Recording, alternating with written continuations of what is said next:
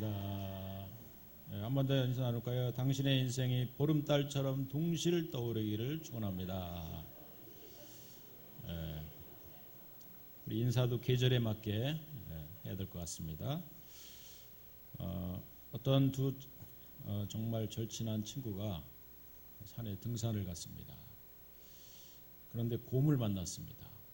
9시 반에는 멧돼지를 만났다고 그랬는데 멧돼지가 좀 약해서 곰으로 바꿨습니다. 곰을 만나가지고 도망을 막 치는데 갑자기 이제 달리다가 한 친구가 얼른 배낭에서 신발을 평지에서 달리는 런닝화를 꺼내서 이 등산화를 갈아 신는 겁니다. 이 등산화가 달리기에는 좀 힘들거든요. 그랬더니 한 친구가 얘기합니다. 야, 뒤에서 곰이 쫓아오는데 네가 런닝화로 갈아 신다고 해서 곰이 너를 못 쫓아올 것 같으냐? 그랬습니다. 그랬더니 이 친구 하는 말이 나는 곰한테 도망가는 것이 아니라 너보다 빨리 도망치려고 그런다. 그랬답니다. 여러분 그런 일이 없겠죠? 여러분 친구를 내버리고 혼자 살겠다고 그런 일은 없겠죠? 자, 한번 따라해 볼까요? 악인은 쫓아오는 자가 없어도 도망하나 의인은 사자같이 담대하니라. 이런 제목으로 오늘 함께 말씀을 나누기 원합니다. 사실 우리는 늘 쫓기는 인생을 우리는 살아갑니다. 우리 현대인들의 특징이 참 시간 없다라고 하는 말이죠. 항상 어디서나 우리는 바쁘다라고 하는 말입니다. 이러한 쫓기는 인생 그렇게 살다 보면은요 어느 순간 우리에게는 좀 마음에 심한 그런 스트레스가 우리에게 작용하면서 우리의 뇌, 우리의 몸 이것을 망치게 된다고 합니다. 여러분 이렇게 우리가 늘 바쁜 인생, 우리는 쫓기는 인생, 여러분 이 인생 속에서 오늘 하나님의 인도하심과 하나님의 섭리를 우리가 더 오늘 말씀을 통해서 깨달으면서 정말 이 와중에도 우리는 견고히 있어서 사자같이 담대한 그런 승리자의 삶을 살아갈 수 있기를 이 시간에 다시 한번 주의 이름으로 축원드리겠습니다. 우리가 이제 출애굽기 말씀을 계속 진행하는 가운데 오늘 참으로 가장 이 출애굽기 말씀 가운데 드라마틱한 바로 그 상황이 직면했죠. 그것은 바로 홍해 바다를 가르고 그리고 이스라엘 백성들을 그곳으로 건너게 하신 이 전무후무한 하나님의 기적의 역사를 이 출애굽기 14장에서 만나게 됩니다. 이제 이스라엘 백성들이 이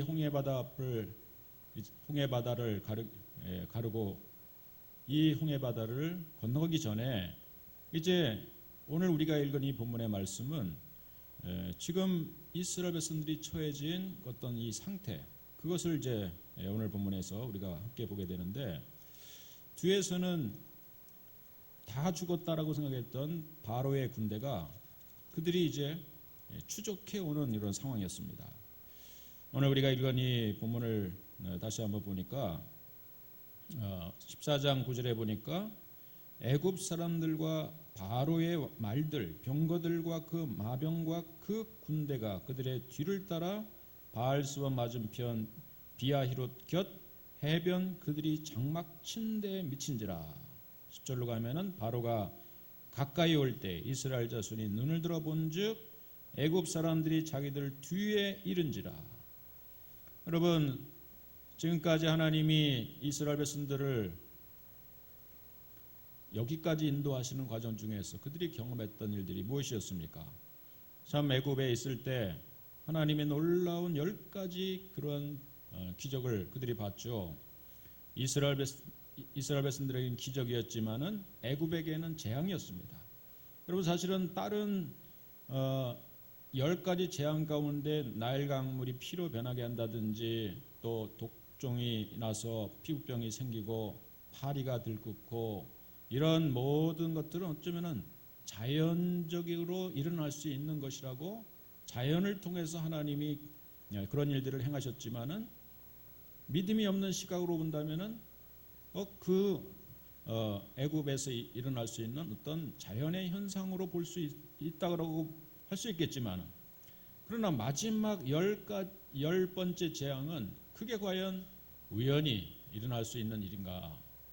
여러분, 어떤 집에는 모세의 하나님 말씀을 순종해서 그들이 좌우문설주 임방에 양 한 마리를 잡아서 피를 내서 발랐습니다. 그런데 그 집에 있는 사람은 장자를 하나님이 죽이지 않으셨어요. 그 집은 아침에 일어나도 아무 일이 벌어지지 않았어요.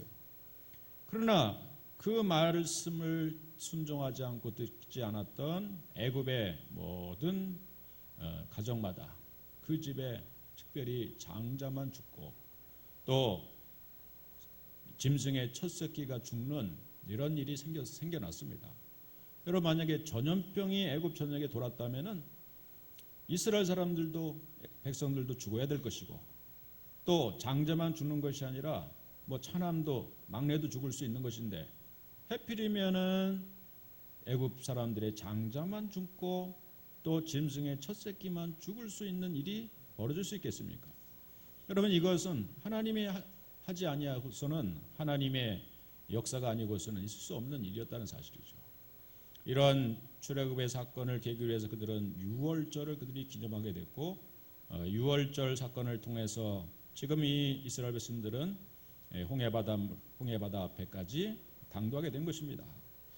그러나 이제 지금까지 오는 과정 중에서 이스라엘 백성들은 사실은 저 지중해 연안에 있는 왕의 대로라고 일명 말하는 군사도로, 애굽이 저 근동 지역으로 나가기 위해서, 때로는 왕이 행차하기 위해서 가게 되는 지중해 연안의 해안도로를 따라간다면은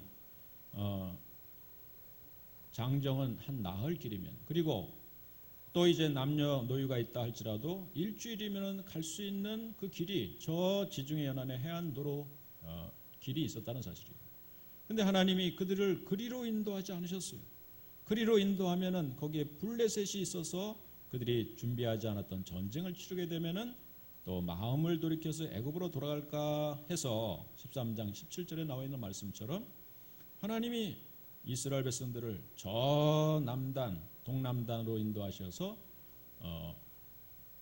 사막에 있는 지역으로, 그리고 그 앞에는 홍해 바다가 가로막혀 있는 그 앞에까지 하나님이 인도하셨습니다. 그러니까 그들은 상당히 돌아가는 길이었어요. 지름길이 아니었습니다. 그들에게 있어서는 지도상으로 본다면 그들은 멀리 돌아서 남쪽으로 우회하는 그런 도로를 하나님이 가게 하신 거예요. 사실은 도로가 아니었습니다. 그냥 척박한 광야로 가게 만든 거예요. 이런 모든 하나님의 인도하심은 그것은 또 다른 하나님의 계획이고 준비였어요. 홍해 바다 앞까지 인도하시는 이 과정은 그들에게 보기에는 일명 말하는 사면 초과의 길이었어요. 그들의 앞에 홍해 바다를 건너갈 수 있는 무슨 배가 준비된 것도 아니고요. 그들은 지금 하나님의 인도하심 앞에서 여기까지 당도한 그 상황 앞에서는 가장 막막하고, 그들은 이것이 과연 하나님의 뜻일까라고 하면서 하나님의 인도를 의심할 수밖에 없는 그런 상황이 오늘 본문의 상황이었다는 사실입니다. 그리고 무엇보다도 그들에게 중요한 것은 지금까지 보이지 않았던 하나님이, 보이지 않은 하나님이, 물론 그들에겐 구름기둥과 불기둥의 인도가 있었지만은, 그러나 분명히 하나님은 보이지 않는 가운데 모세를 통해 역사하시고 구름기둥과 불기둥으로 역사하신 것이고, 애굽에 재앙을 내리실 때도 보이지 않는 천사를 통해서 이스라엘 백성들의 장자는 구원받고 애굽의 장자는 죽이게 하는 이러한 하나님의 인도하심이 있었는데, 사실은 현실적으로 본다면 보이지 않는 하나님을 그들이 바라보기보다는 그들의 뜬 이 두 눈을 가지고서는 지금 쫓아오는 바로를 볼 수밖에 없었다는 사실이죠. 바로의 군대를 볼 수밖에 없었다는 사실이죠. 여러분, 우리가 왜 쫓기는 삶을 삽니까? 왜 우리는 늘 뭔가 불안한 심리를 가지고 살아갑니까? 사실은 우리에게 누군가 계속 쫓아오는데 그게 눈에 보이는 거죠. 아까 곰에게 쫓기는 두 친구처럼요. 너만 내가 이기면 된다. 학교에서도요. 우리가 이제 사실은 경쟁을 하지 않습니까? 아이들끼리 요즘은 공책을 보여주는지 모르지만 옛날에는 자기 옆 친구한테 공책도 안 빌려준다 그러죠. 숙제도 안 보여준다 그러죠. 너만 이기면 된다는 얘기죠. 바로 이러한 극한 경쟁 심리, 바로 이것이 우리 마음 안에 자리 잡고 있는 것이고 이 현대인들 가운데 자리 잡혀 있는 것입니다. 우리는 그래서 딴 사람과의 경쟁 속에서 사실은 우리는 두려움이 생기는 거고 경쟁하는 관계 속에서 우리는 쫓기는 삶을 사는 것 같아요. 경쟁하지 않는다면은 사실은 우리가 도망갈 일도 없는데 이 사회는요, 이 특별히 자본주의 사회, 또 우리나라 헬조선이라고 말하는 이유가 뭡니까? 얼마나 우리 이 대한민국 땅이 좁은 땅입니까? 마치 섬나라처럼 그냥 북한으로도 진출하지 못하고 동서남 다 그냥 바다로 가로막혀 있고 우리는 그냥 섬나라입니다. 사실 따지고 보면 거기에 5천만이 몰려 삽니다. 4천만 이상의 사람들이 거기에 몰려 살고 있어요. 그러다 보니까 그 좁은 땅덩이에 몰려 사는 우리들끼리는 아주 치열한 경쟁을 하지 않으면 사실은 안 되는 겁니다. 정말 초등학교 입학하는 순간부터 아니면 유치원에 들어가는 것조차도 밤이 새가지고요 좋은 유치원에 들어가려고 경쟁하기 시작했어요. 초등학교 들어가면서부터 또 경쟁하고 아이들이 5, 6학년만 되면 벌써 대학 입시를 준비하면서 다른 친구를 제키고 내가 좋은 대학에 가기 위해서는 네가 반에서 누구누구를 이겨야 돼. 네가 누구누구를 딛고 가야 돼 하면서 우리는 사실은 치열한 경쟁의 체제로 우리를 내모는 것이 사실인 거예요. 그래서 이 사회는, 이 대한민국 사회는 그래서 각박한 겁니다. 그러다 보니까 이러한 치열한 경쟁 속에서 도태된 사람들 혹은 이 경쟁 체계 속에서 너무너무 힘든 사람들이 때로는 자살하는 이유도 자살률이 세계 최고의 1위가 된 이유도 거기에 있는 거죠. 여러분 우리가 이런 사회 속에서 살아갑니다. 이런 또 대한민국 속에서 우리가 살아갑니다. 사실 우리는 이런 쫓기는 인생을 오늘도 우리는 살고 있어요. 한 이 나이 정도가 되면은 저는 마음의 안정을 찾고 참 이제 경쟁하지 않아도 되겠다 생각했는데 교회끼리도 경쟁하고요. 어떤 면에서 본다면 또 우리의 또 미래 앞날을 위해서 노후 준비를 또 이 나이가 되면 또 해야 된다고 하고요. 그러다 보니까 뭔가 항상 그 자리에서 우리가 서 있는 것이 쉽지 않은 그 자리에서 우리는 마음의 안정을 찾고 그저 마음의 평안을 찾고 살아가는 것이 쉽지 않은 시대를 어느 시대든지 살고 있다는 것입니다.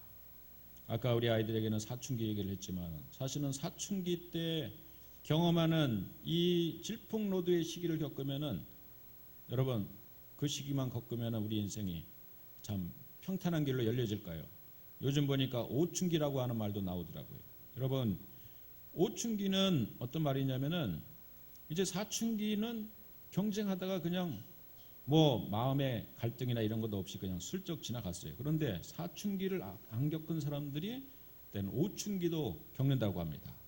아마 이 자리에서 나 사춘기 그냥 잘 겪었어 하는 사람들은 오춘기가 기다리고 있다는 사실을 아셔야 되는데 이 오춘기는요 사실은 이제 20, 30대 직장인들이 겪는 그러한 단어라고 하는데 직장인들이 이제 한 30살쯤이 되면은 그 취업 포털 인크루트의 최근 설문조사에 따르면은 28세에서 32세의 직장인들의 88%가 이런 고백을 한다고요. 사춘기 때처럼 정서가 불안하고 위기감을 느끼고 있다.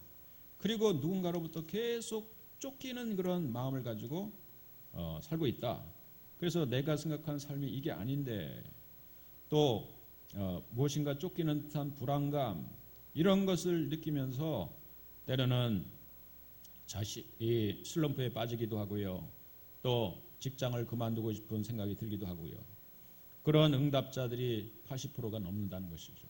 그러니까 우리 사실은 이 사춘기 시절을 겪어서 이제 젊은이가 되고 이제 직장에 취업한 이러한 이 시대에 가장 우리 이 대한민국 사회의 허리 역할을 하고 있는 그런 사람들도 일명 오춘기라고 하는 말로 뭔가 불안하고 쫓기는 그런 심리는 똑같이 작용하고 있다는 것입니다. 참 여러분 그럼 오춘기 잘 겪으면 또 뭐가 있을까요? 6층기가 있겠죠. 6층기. 그다음에 7층기도 있나요? 하여튼 계속해서 우리는 이러한 참 쫓기는 듯한 기분 속에서 우리는 계속 살아갑니다. 그러나 쫓기더라도 사실은 앞에 퇴로가 있으면은, 앞에 뭔가 그래도 갈 길이 열려 있으면은 쫓기더라도 그래도 불안하지는 않는 거죠. 빨리 도망가면 되니까, 빨리 앞으로 가면 되는데, 여러분, 그러나 이 앞의 상황이 탄탄치만은 않은 거죠.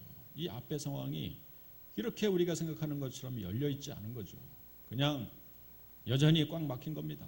뭐 취업문이 더 새로운 지도자가 세워지면은요, 우리 젊은이들이 취업률이 더 높아질 수 있을까요?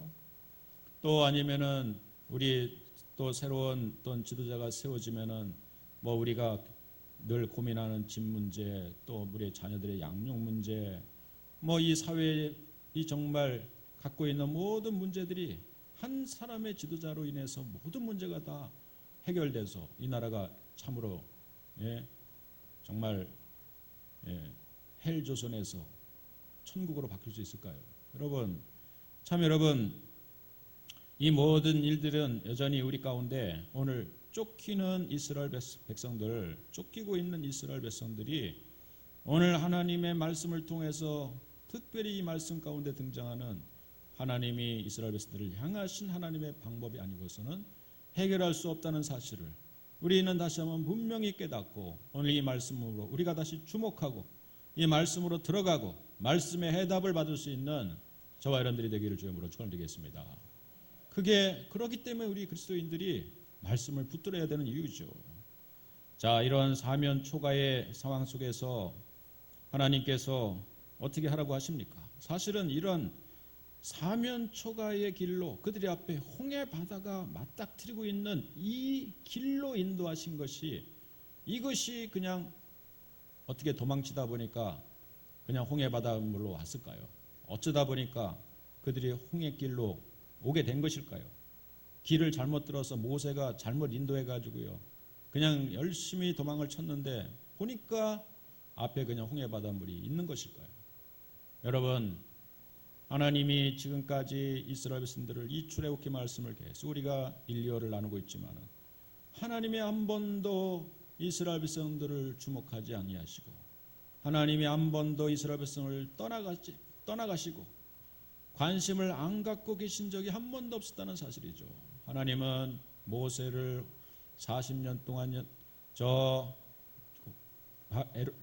왕궁에서 훈련을 시키시고 또 40년을 광야에서 또 보내게 하시고 그를 떨기나무 가운데 부르시는 과정들, 그 모세를 이스라엘 백성들에게 다시 보내셔서 하나님의 뜻을 전하는 과정, 또 이스라엘 백성들은 처음에 하나님을 믿지 않고 모세를 믿지 않다가 하나님이 베푸시는 한 가지 한 가지 하나님의 이적을 그들이 경험하면서 그들 가운데 섭리하신 하나님의 뜻을 그들이 조금씩 받아들이면서 마지막으로 정말 예수 그리스도의 보혈의 피를 바른 그 가정이 구원받는 사건을 경험하면서 애굽의 백성들은 다 죽고 패배하고 그들은 곡소리가 나는, 그들은 비통한 삶을 살지만 이스라엘 백성들에게 새로운 진로를 주시고 새로운 희망을 주시고 하나님이 약속하시는 젖과 꿀이 흐르는 가나안 땅으로 그들의 앞길로 인도하시는 그 하나님의 역사하심, 여러분, 이것을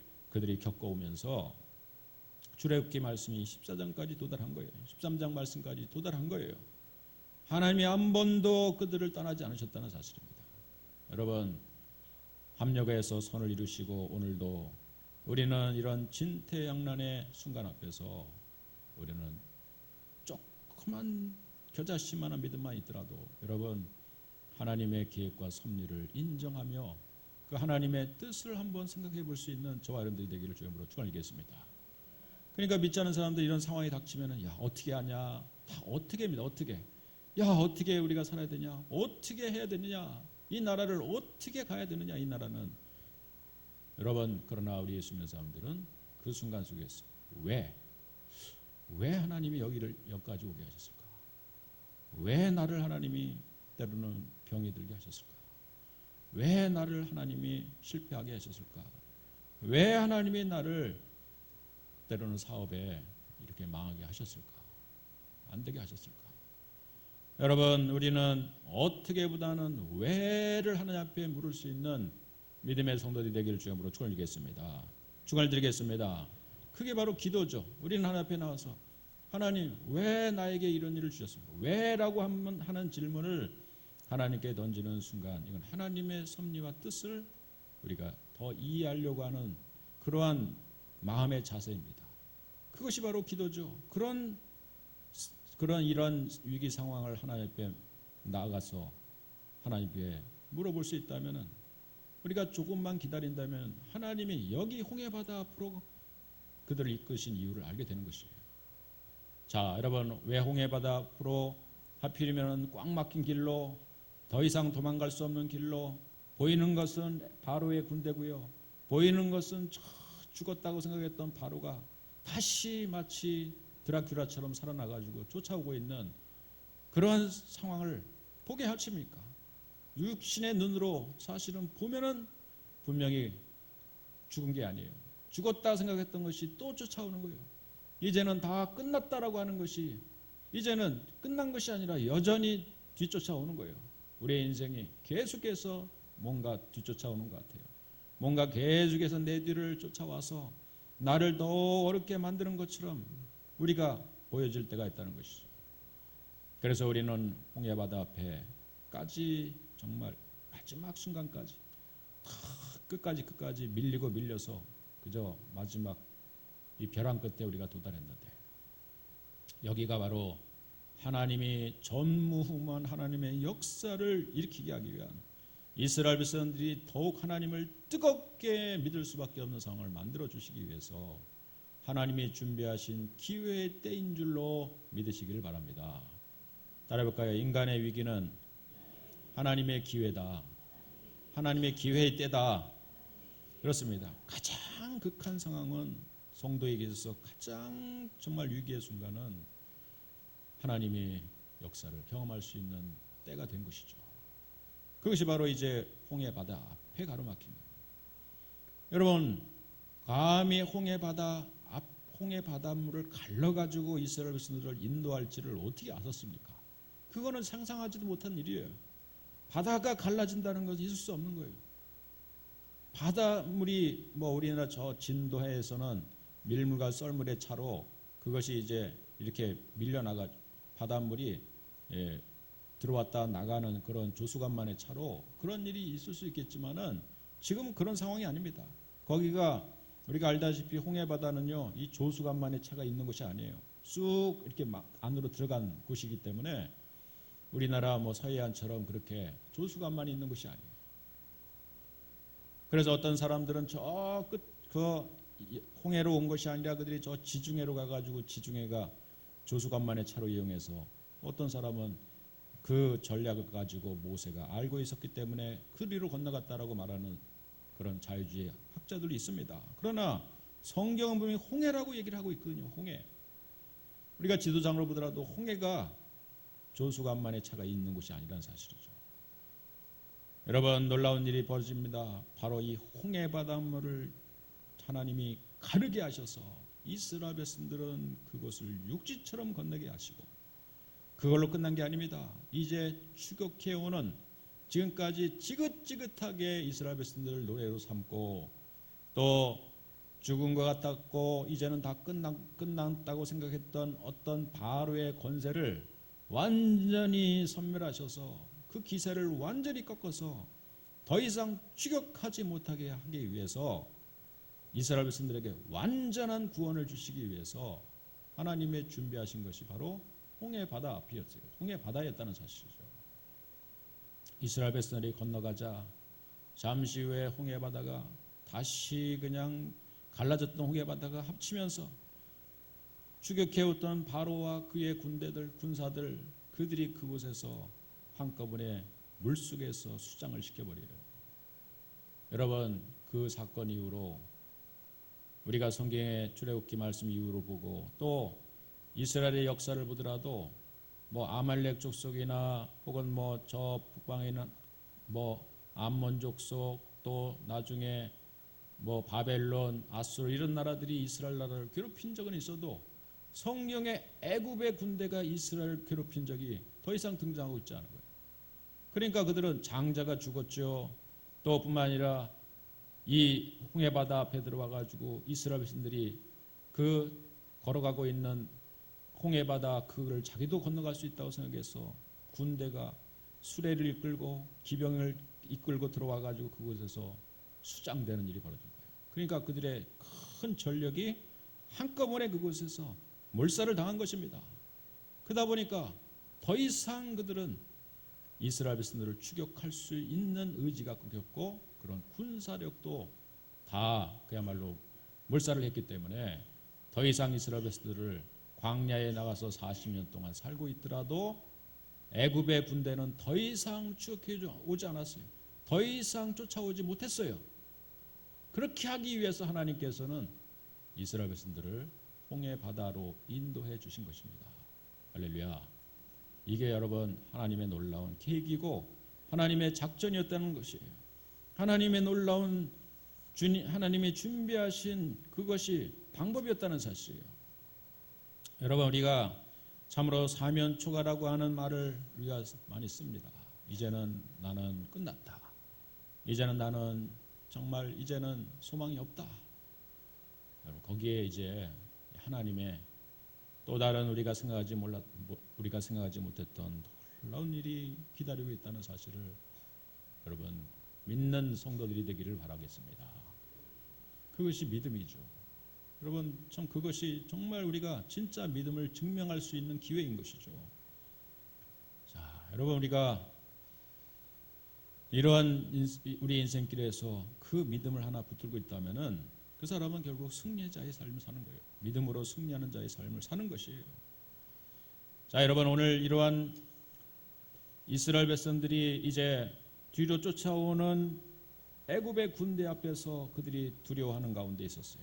그러나 이제 오늘 하나님이 이스라엘 백성들에게 뭐라고 오늘 교훈하시고 말씀하십니까? 그 말씀은 오늘 때로는 위기에 처한 이 대한민국도 위기에 처한 내 인생의 삶 가운데도 여러분 당연히 귀 기울여 드려야 할 하나님의 음성인 줄로 믿습니다. 그것은 우리가 13절 14절의 말씀으로 주목해 본다면요. 제가 다시 한번 읽어봅니다. 14장 13절 모세가 백성에게 이르되 너희는 두려워하지 말고 가만히 서서 여호와께서 오늘 너희를 위하여 행하시는 구원을 보라. 너희가 오늘 본 애굽 사람을 영원히 다시 보지 아니하리라. 그렇죠? 14절 여호와께서 너희를 위하여 싸우시리니 너희는 가만히 있을지어다. 여러분 이스라엘 백성들에게 거듭해서 말씀하시는 것이 뭐였습니까? 두려워하지 말고 가만히 서서 또 14절에도 너희는 가만히 있을지어다. 여러분 사실은 이런 위기에 처한 이스라엘 백성들이 가만히 있을 수 있겠습니까? 그야말로 가만히는요 가만히죠. 가만히 있기가 참 쉽지 않습니다. 사람은 어떤 위기가 처음에는요 막 들릴 수밖에 없어요. 막 초조하고 왔다 갔다 하고 정말 뭔가 다른 사람하고 원망하면서 막 이런 상황을 처할 수밖에 없는 거예요. 그런데 이 가만히라고 하는 이 하나님의 명령은 왜 거듭해서 이렇게 이스라엘 백성들에게 주시는 말씀일까? 가만히 있는 것이 쉬운 일이 아닌데요. 가만히 있는다라고 하는 이 뜻을요. 우리 영어 성경에 찾아보니까 영어 성경에서 뭐라고 돼 있냐면은 stand firm이라고 하는 말로 돼 있어요. 그 stand라고 하는 말은 우리가 서 있다라고 하는 뜻인데 그 뒤에 firm, F-I-R-M을 붙이면은 그것은 무슨 뜻이 되냐면은 그것은 완강히 버티다 이런 뜻이 되는 거예요. 완강히 버티다. stand firm, F-I-R-M 혹시 이게 그 관용어이기 때문에 아마 찾아보면은 우리 방송실에 한번 찾아보면 있습니다. stand firm, 완강히 버티다.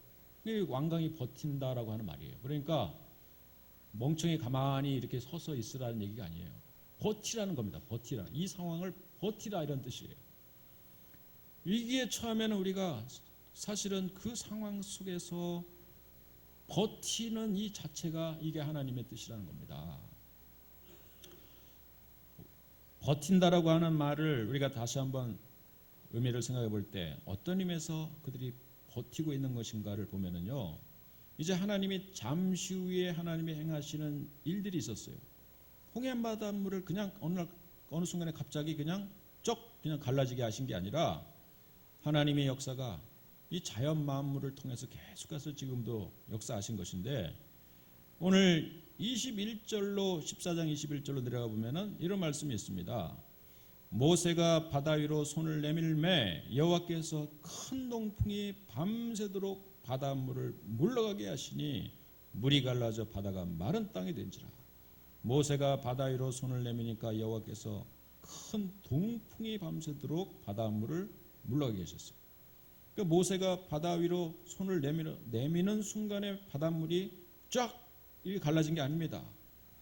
손을 내미는 순간 그 다음에 일이 뭐냐면은 큰 동풍이 밤새도록 바닷물을 물러가게 하신 거예요. 큰 동풍이 분 거예요.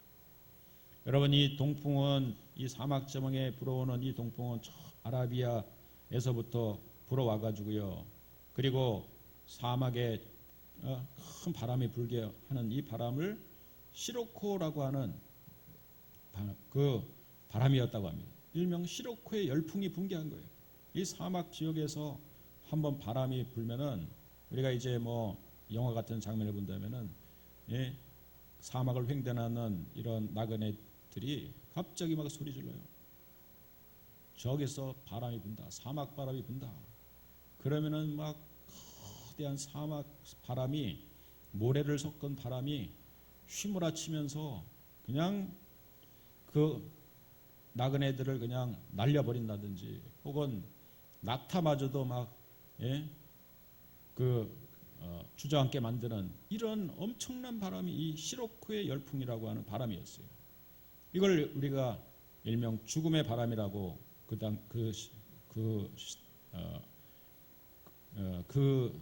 동네에 살고 있는 사람들은 그렇게 부른다고 하는 거예요. 죽음의 바람이 부는 거예요. 시로코의 열풍.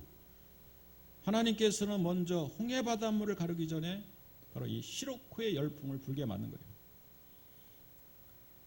바람까지도 분다. 여러분 생각해 보십시오.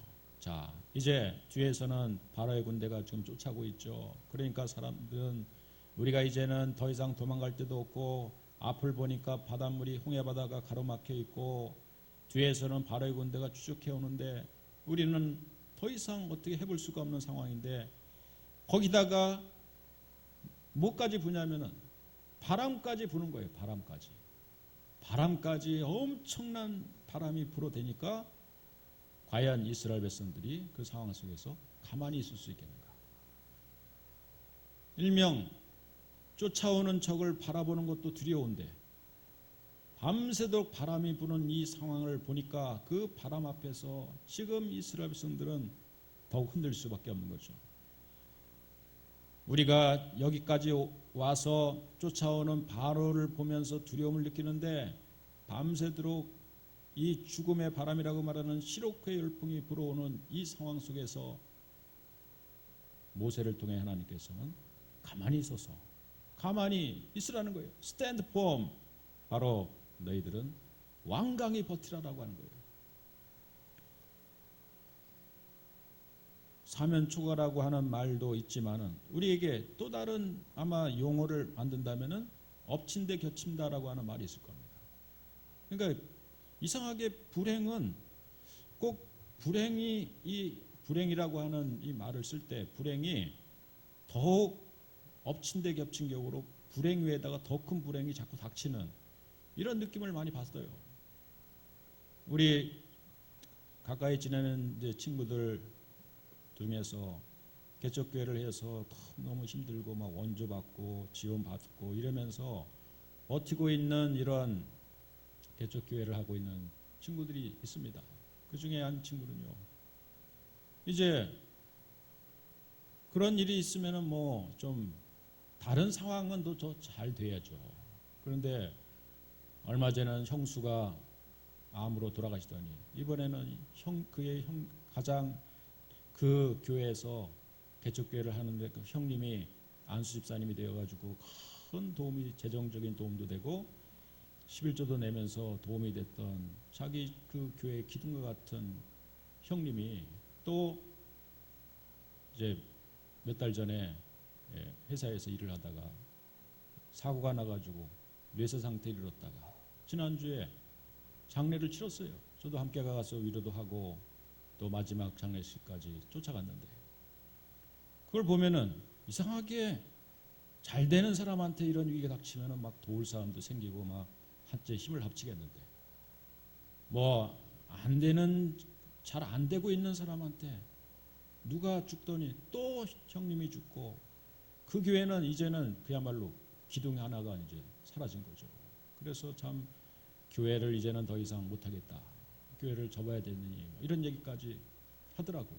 여러분 참 쫓아오는 적도 지금 무서운 적이 내 앞 뒤에서 쫓아오고 있는데 앞을 보니까 홍해 바다가 가로막혀 있었고 그런데 거기다가 시로크의 죽음의 바람까지도 불고 오는 겁니다.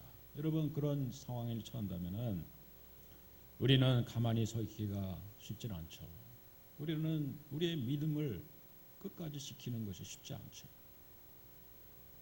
여러분 그렇지만은 결국 이런 모든 상황은 결국 하나님의 놀라운 역사를 일으키기 위한 하나님의 계획이었다는 사실이에요.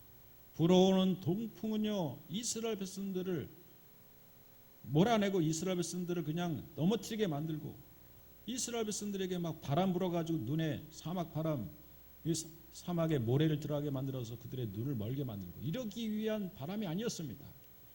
여러분 이 바람은 밤새도록 불어오니까 이 바람이 동에서부터 불어온 바람이었기 때문에 그들은 지금 동쪽을 등지고 있는 상황 가운데 있다 보니까 이 바람이 홍해 바다를 순간에 밀어내기 시작해요.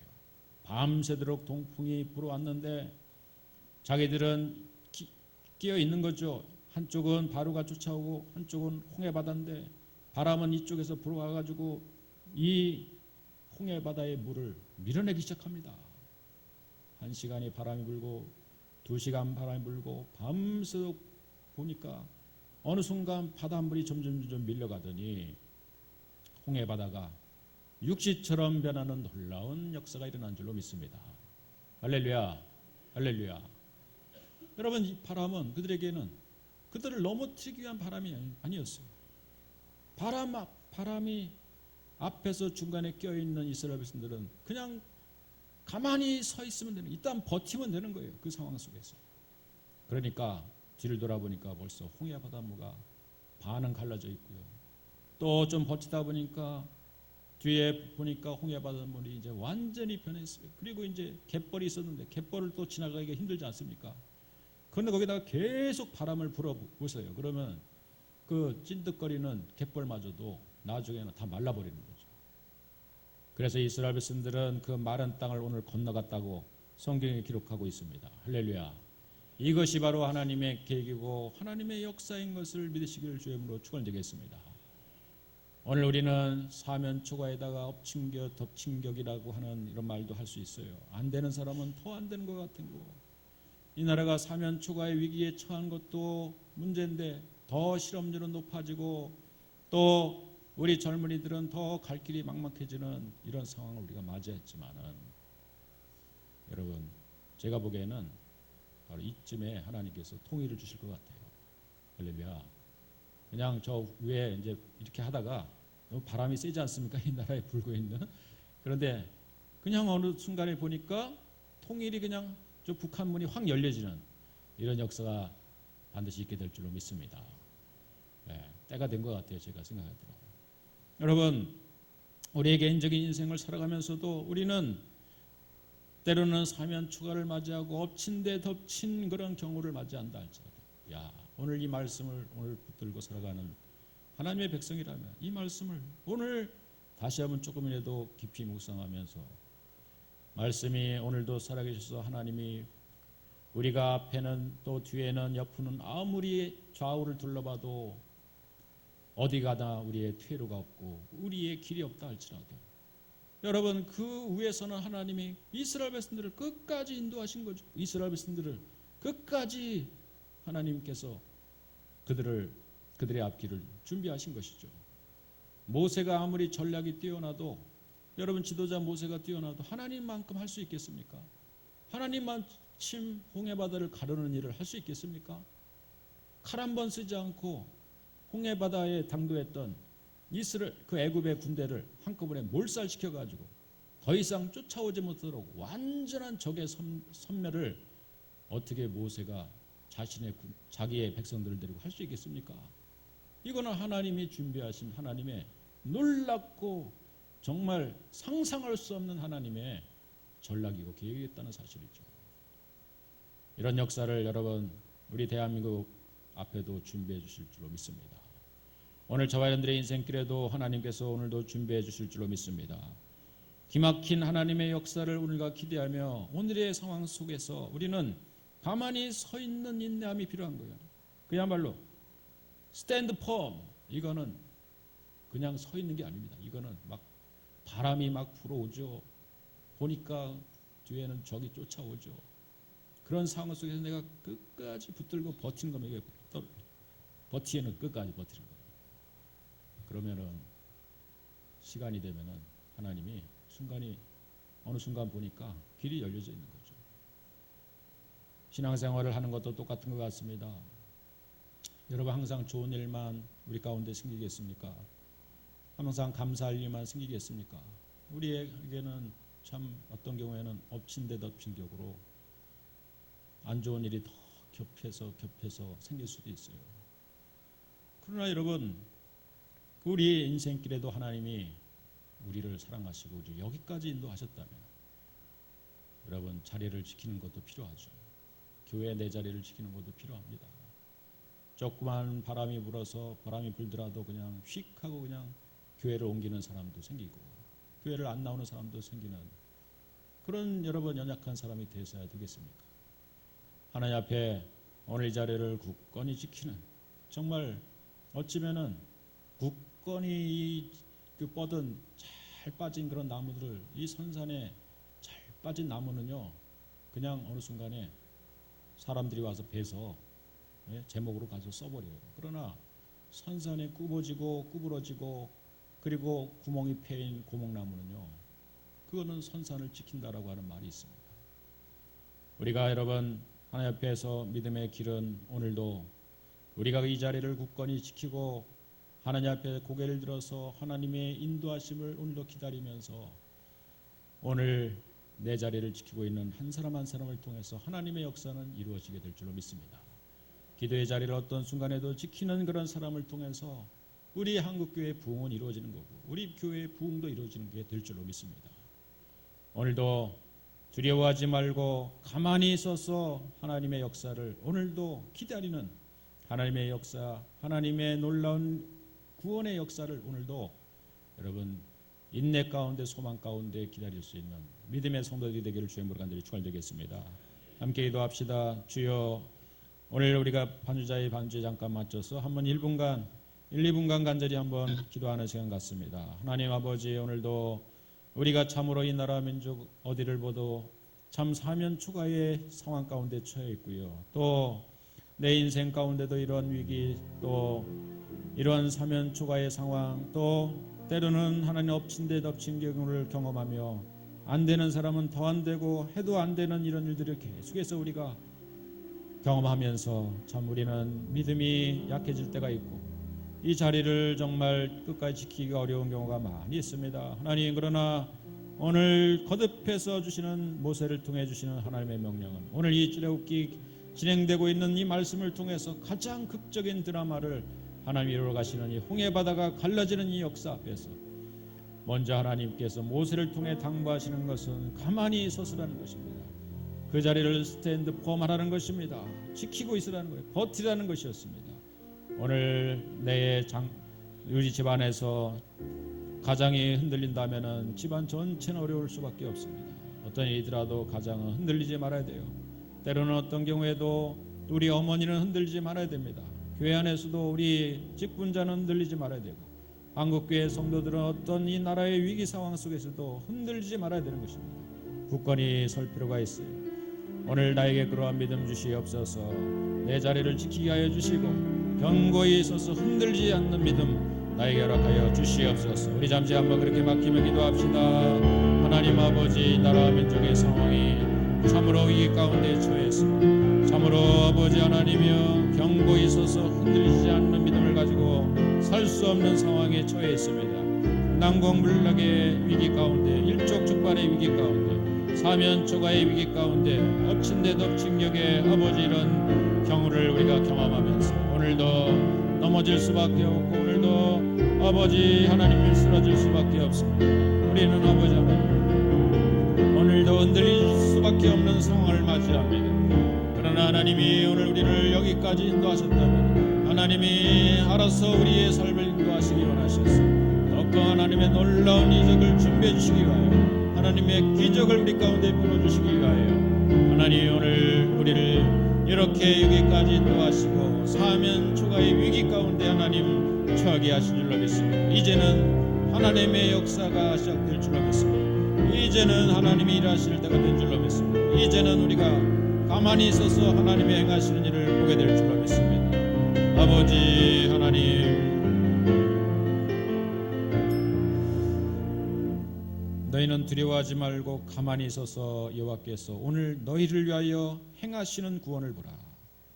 아버지 하나님, 이제 하나님의 행할 때가 되어서 이런 사면 초가의 위기, 때로는 엎친 데 덮친 위기를 하나님 맞이하게 하신 줄로 믿습니다. 내 인생 가운데, 이 나라 이 민족 가운데 처해져 있는 이 위기를 이제는 하나님의 기적을 볼 수 있는, 하나님의 전무후무한 역사를 경험할 수 있는 그러한 기회대로 붙잡을 수 있는 믿음 있게 하여 주시고, 그런 눈을 가지고 아버지 견고히 있어서 흔들리지 않는 믿음을 가지고 하나님의 역사를 기대하며 나갈 수 있는 우리 부흥교회 성도들이 다 될 수 있도록 축복하여 주시옵소서. 예수님의 이름으로 간절히 기도 올리옵나이다. 아멘.